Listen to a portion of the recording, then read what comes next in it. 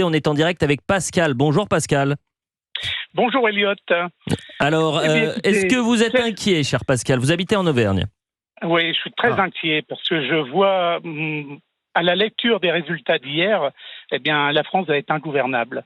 Et je trouve ça quand même pitoyable qu'on a tout fait pour écarter les électeurs du Rassemblement national et qu'on voit fanfaronner hier soir M. Mélenchon qui veut imposer déjà un SMIC à 1 600 €, la retraite. Mais il va où on va aller où à ce moment-là? On va aller droit dans le mur. Nous avons une dette qui est colossale et il n'y a pas de majorité pour vous gouverner. Monsieur Macron, là-dessus, a joué avec le feu.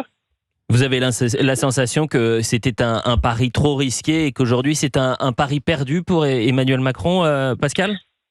Écoutez, j'aimerais bien me tromper, mais expliquez-moi comment tu vas pouvoir trouver une majorité pour gouverner. Écoutez, moi j'ai pas la réponse, mais en revanche peut-être que le gars Givernet, qui est député Renaissance, a la réponse. Peut-être que vous pouvez répondre à Pascal qui est aujourd'hui inquiet, c'est notre auditeur, le premier de la semaine. Oui, bonjour Pascal. Et qui dit, mais attendez, comment vous allez pouvoir gouverner aujourd'hui? Qu'est-ce que vous pouvez faire? Alors on se pose aussi la question, mais on est à moins de 24 heures des résultats des élections, avec une assemblée aujourd'hui où je pense en tout cas que chaque Français doit pouvoir retrouver au sein de l'Assemblée nationale une représentation qui lui convient. C'est peut-être pas le député de sa circonscription, mais en tout cas on a un parallèle pluriel à l'Assemblée nationale. Et je pense que la démocratie représentative dans la République dans laquelle on est, elle est importante.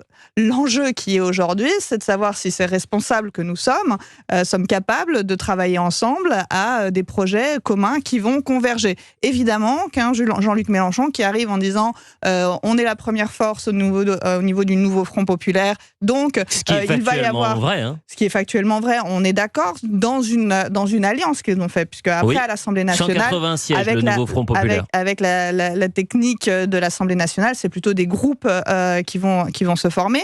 Mais en tout cas, de dire je vais être Premier ministre et j'applique le programme. En fait, on a montré sur le mandat précédent que ça ne fonctionnait pas en majorité relative. Donc il faut pouvoir se réinventer.